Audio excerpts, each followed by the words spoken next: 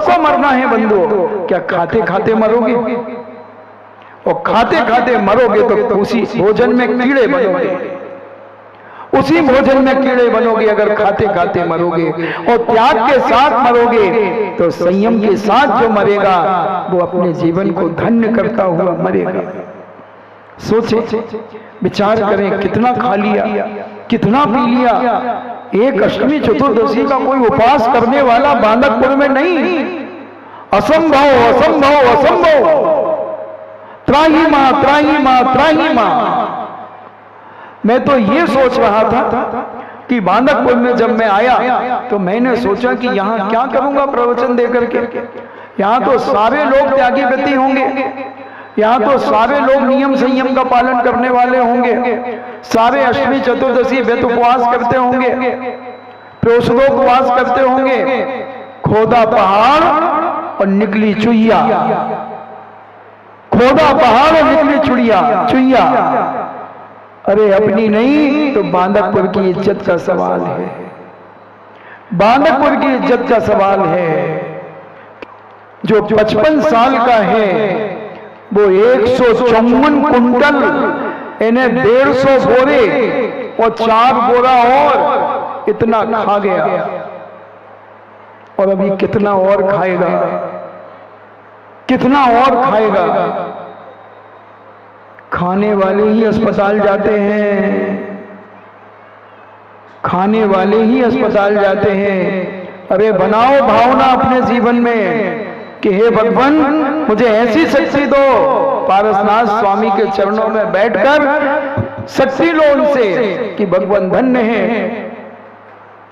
आपने तो इतने उपवास कर डाले। 7 दिन तक आप पिटते रहे बिजोलिया के अंदर चारों प्रकार के आहार त्याग करके। और हम कैसे आपके भक्त पापी कमबख्त कैसे हम कि हम तो खाने पीने में लगे हैं। सवेरे 1 गिलास चाय खमोश लें, कितनी 1-1 गिलास तो पीती होंगी डुकरियां, कितने पीती हो? तुम ऐसी ऐसी नहीं करो, उनसे पूछो। 1-1 गिलास, आधा गिलास। हाँ महाराज आधो तो पीते ही हैं, वो नहीं तो मूड पिरान लगत, नहीं पियत तो हम फटन लगत मूड। जे भी एक नशा है, जे भी एक नशा है। और ये नशा करने वाला व्यक्ति धर्मात्मा कैसे हो सकता है? कैसे हो सकता है? वक्त रहते हुए कम से कम मेरी प्यारी माताओं बहनों भाइयों एक संकल्प तो करो अपने जीवन में कि कम से कम अष्टमी को हम उपवास करेंगे। उपवास नहीं बनता तो एक आसन तो करेंगे ही करेंगे, कुछ भी हो जाए, कुछ भी हो जाए। और नहीं किया बंधुओं तो ये रोटी कपड़ा और मकान जीवन के बस 3 निशान, चड्डी नाड़ा और गठान। इसी में हमने अपनी जिंदगी बर्बाद कर दी। तुम में और अन्य में क्या अंतर कहलाएगा? वो भी यही करता है, तुम भी यही करते हो। तुम बोले अपने आप को जैन मानते हो, उससे क्या होने वाला है? जैन घर में पैदा हो गए तो अपने आप को धर्मात्मा मत मान लेना। अगर जो क्रियाएं बताई हैं जैनाचार्यों ने संसार काटने की, अगर वो क्रियाएं हम अपने जीवन में नहीं कर रहे हैं तो बंधु हम कुछ नहीं कर पा रहे हैं। एक सामान्य जीवन है, अन्न में और तुम में कोई अंतर नहीं है, खाना पीना सबका बराबर है। अभी भी कुछ नहीं बिगड़ा। सुबह का भूला शाम को घर लौट के आ जाए तो मैं उसे भूला नहीं कहता। सुबह का भूला शाम को घर लौट के आ जाए तो मैं उसे भूला नहीं कहता, मैं उसे डिज्नीलैंड का झूला कहता हूं। यानी जब जागे तब सवेरा है। कोई बात नहीं, आज ही संकल्प करो चतुर्दशी को हम एक आसन करेंगे महाराज जी, और मरेंगे तो मरेंगे 3 बार मरेंगे, कोई बात नहीं। त्याग के साथ जो व्यक्ति मरेगा उसकी नियम से सदगति होगी, दुर्गति हो ही नहीं सकती। एक छोटा सा त्याग भी हमारे जीवन में सदगति प्राप्त करा सकता है। भावना तो है कि उपवास करें, मगर ये कमजोर लोगों के लिए है एक आसन। जो कमजोर हैं, बीमार हैं, उनके लिए जो हट्टे कट्टे हैं, 4-4 6-6 पुड़ी डकार जाती हैं, उनके लिए कहा जा रहा है कि 6 दिन तो खाओ और 7वें 8वें दिन कम से कम एक उपवास तो कर लो। क्या करोगी माताओं? बांदकपुर की ये दशा, हमारी तो सारा विश्वास खत्म हो गया, सारा विश्वास खत्म हो गया मेरा। मैं बांदकपुर में आने के पहले बड़ा से गर्व से यही सोच रहा था कि बांदकपुर में मैं क्या प्रवचन करूंगा, क्या जरूरत है, यहाँ तो सब त्यागी व्यक्ति ही मिलेंगे, सारे व्रत नियम संयम पालन करने वाले मिलेंगे, सारे मिलेंगे। मगर जब देखा कि इधर तो गोबर की मिठाई पे चांदी का बरक चढ़ा है, गोबर की मिठाई पे चांदी का बरक चढ़ा है, कब तक ये धोखा दोगे? अपने आप को धोखा दे रहे हो बंधुओं, कोई फर्क नहीं पड़ रहा है। अरे आज नहीं तो कल कभी ना कभी त्याग के मार्ग पर आना ही पड़ेगा। अगर कल्याण करना चाहते हो तो त्याग के मार्ग पर बढ़ना पड़ेगा, और नहीं तो फिर 84 लाख योनियों में भ्रमण करना पड़ेगा। करते रहोगे, करते चले आ रहे हो अनादि काल से, और अनंत काल तक यही दुर्दशा होती रहेगी बंधुओं, यही दुर्दशा होती रहेगी। समझो, विचार करो कि ये जिंदगी क्या होगी हमारी, कैसे जीवन जिएंगे, कैसे हमारा कल्याण होगा। इतना उच्च कुलीन हमें अपना परिवार मिला, जैन कुल मिला, उसके बाद भी हमारा त्याग की तरफ मन नहीं जा रहा है, तो हम क्या करेंगे? क्या हुआ इस जैन धर्म पाकर के? तुमने क्या पा लिया? करो विचार। और सवेरे पूज्य मुनि श्री से 5:30 बजे श्रीफल चढ़ाओ कि महाराज अब अष्टमी और चतुर्दशी हम कम से कम एक आसन तो करेंगे ही करेंगे, तभी तुम्हारी जिंदगी जैन कुल में पाना सार्थक है बंधुओं, नहीं तो कुछ नहीं। कोई मरेगा नहीं, चिंता मत करना। अगर एक आसन भी तुम कर लोगे हफ्ते में एक दिन, अगर कोई मर जाए तो मुझे बता देना आकर के। कोई नहीं मरेगा। जब हम 48 घंटे में एक बार खाने में नहीं मरते, 24 घंटे में एक बार खाने में नहीं मरते, तो तुम कैसे मर सकते हो?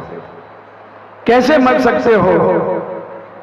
कर लो विचार। रात भर नींद नहीं आना चाहिए तुम्हें अगर जैन हो तो, और धिक्कारो अपने आप को कि हम कितना खा चुके। 154 कुंटल,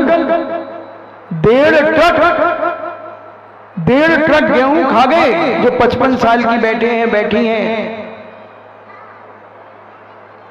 1.5 ट्रक कितना जमाओगे भैया? छल्ली कितनी लग जाएंगी 1.5 ट्रक की? इधर से उधर तक तो कम से कम 1.5 ट्रक लग ही जाएगा। 10-10 बोरा की छल्ली लगेंगी। इतना खा गए और अभी और खाना है, और पीना है। गिलानी होना चाहिए, गिलानी होना चाहिए। सच्चा साधु जब आहार को उठता है, गिलानी से भर जाता है कि हे भगवान, हे भगवान, मुझे शरीर चलाने के लिए आहार को उठना पड़ रहा है।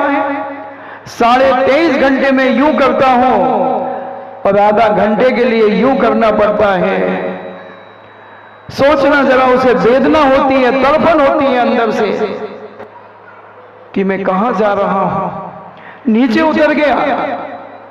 वो श्रावक का हाथ ऊपर रहेगा, साधु का हाथ नीचे रहेगा। इतनी दीनता, इतनी दीनता उस समय टीस लगती है सच्चे साधु को। कर लेता है उपास, कर लेता है उपास। सोचें, करें विचार अपने जीवन में कि हे भगवान, मुझे शक्ति प्राप्त हो, मुझे शक्ति प्राप्त हो। बंबई जैसे शहर में लोग उपवास करते हैं अष्टमी चतुर्दशी को। हजारों लोग व्रती हैं वहां पर। 2-2 प्रतिमा धारण करने वाले, 7-7 प्रतिमा धारण करने वाले।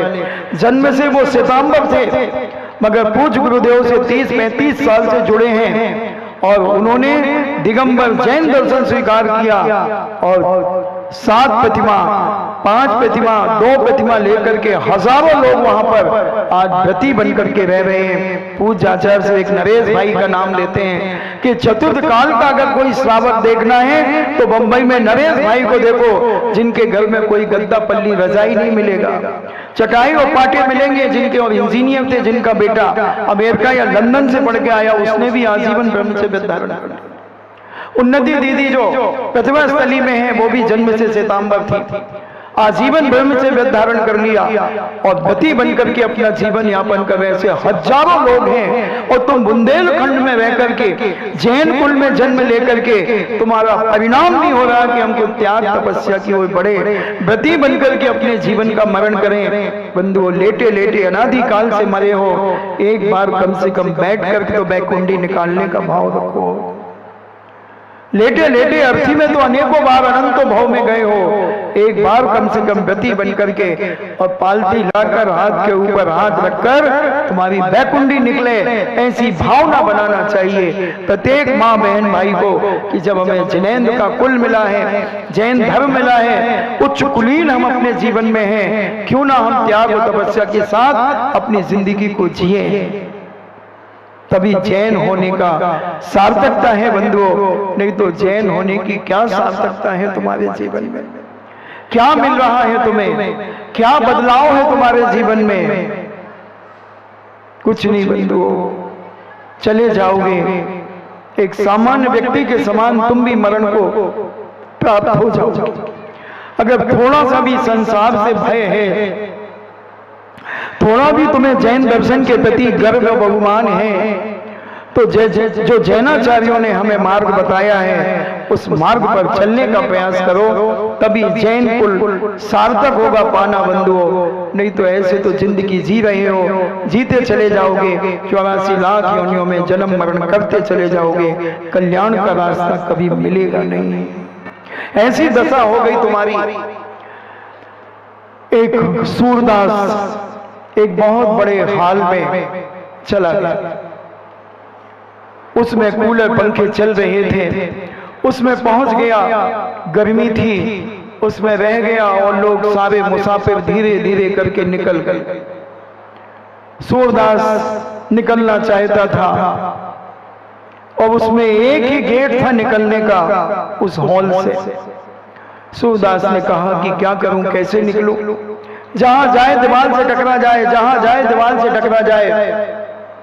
निकलना चाहता है, फिर उसे दिमाग आया कि चलो दीवार का सहारा लेकर के चलता हूं, और दीवार का सहारा लेकर के चला, दीवार का स्पर्श करते करते चला, और जैसे ही दरवाजा आया उसी समय उसके हाथ पैरों में खुजली चली और वो खुजलाने लगा, पूरा हाथ पैर खुजलाता गया और आगे बढ़ गया, दरवाजा निकल गया, आगे फिर दीवार छूता है, मगर दीवार मिलती गई और जब दरवाजा आया उसे एहसास हुआ कि कुछ हवा सी लग रही है, आगे दरवाजा होगा, और उसको फिर खुजली हुई, उसने फिर खुजलाया, शरीर ऊपर नीचे खुजला करे चलता गया और दरवाजा फिर निकल गया, जिंदगी भर उसी हॉल में मर गया।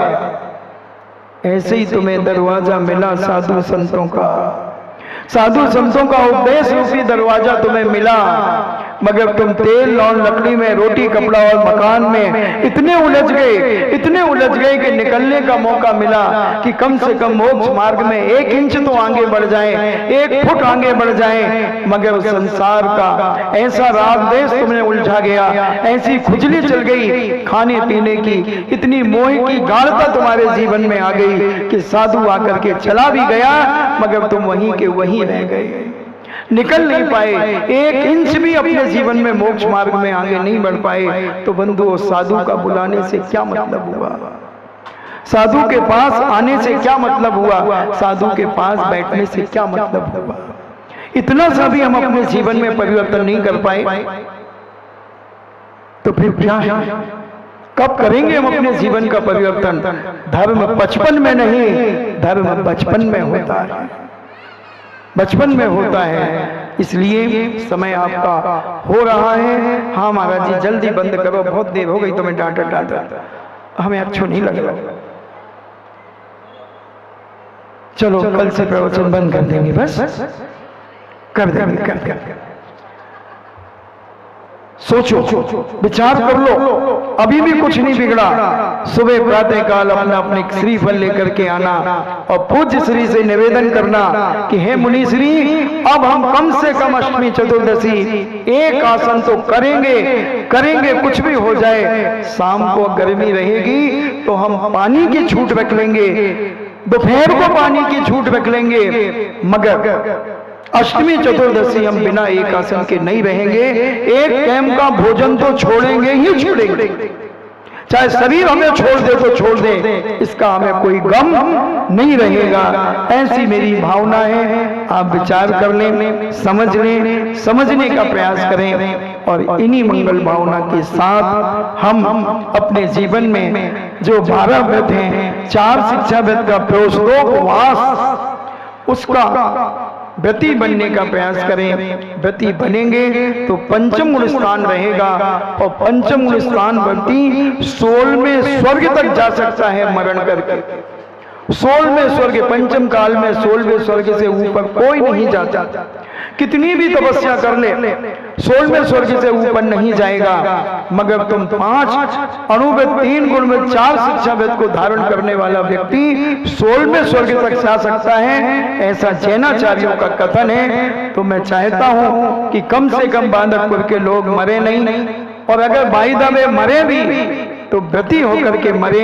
कम से कम अपने जीवन में एक भावना लेकर के मरो कि हे भगवान, ऐसे तो मैं मरूं नहीं, और अगर मरना ही पड़े तो एक बार केसरुंच करके मरूंगा, एक बार व्रती बन करके मरूंगा, तभी तुम्हारी मनुष्य पर्याय सार्थकता है। बंधु नहीं तो कुछ नहीं। इस धरा का, इस धरा पर सब धरा रह जाएगा, बीतने वाली घड़ी को कौन लौटा पाएगा। इसलिए विचार कर लें, जो निकल जाएगा वो वापस नहीं आ पाएगा, यहीं का यहीं पड़ा रह जाएगा।